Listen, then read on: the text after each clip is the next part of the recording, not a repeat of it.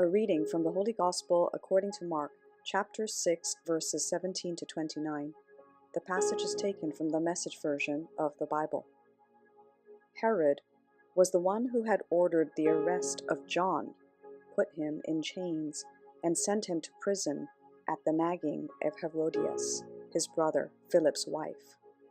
For John had provoked Herod by naming his relationship with Herodias adultery.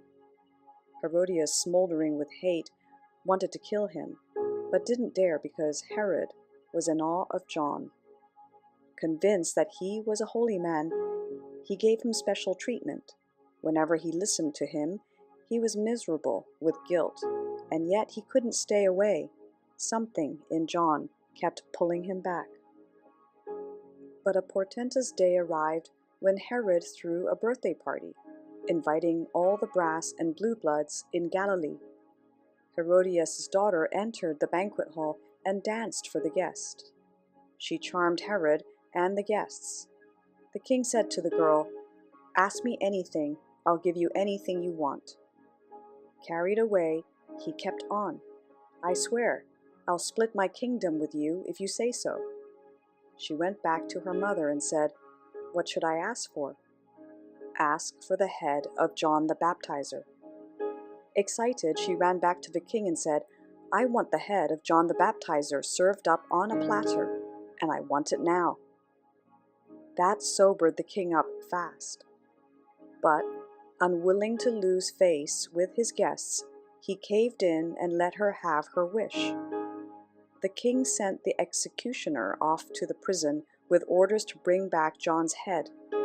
He went, cut off John's head, brought it back on a platter, and presented it to the girl, who gave it to her mother. When John's disciples heard about this, they came and got the body and gave it a decent burial. The Gospel of the Lord. Good morning. I am Father Joseph Matthew, and this is Coffee with God. Today the church observes the Passion of John the Baptist. Let us now listen to a short reflection on the Holy Gospel according to St. Mark, chapter 6, verses 17 to 29. Preferring death to falsehood. God told Jeremiah not to be discouraged because of his adversaries, but to stand up and to speak. And God's power would protect him from being overpowered by them.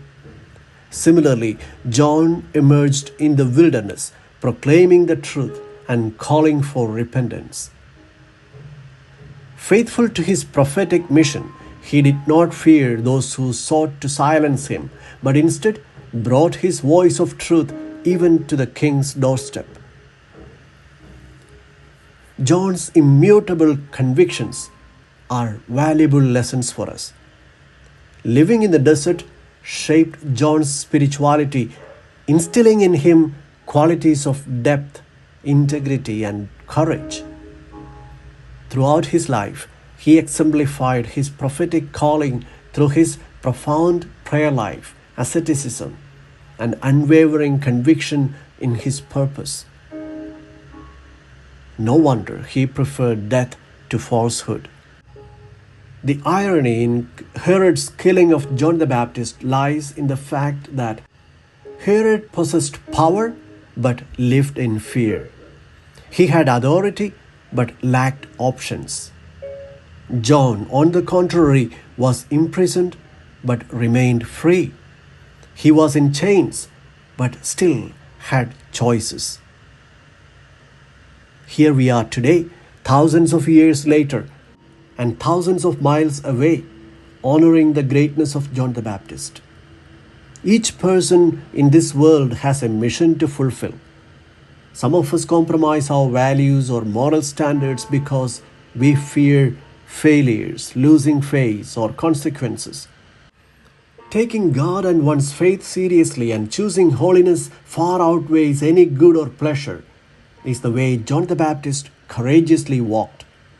And at the same time, the challenge he throws to the people of our time. John's death is a testament to the power of truth. The one who wields the power of truth is indeed the most powerful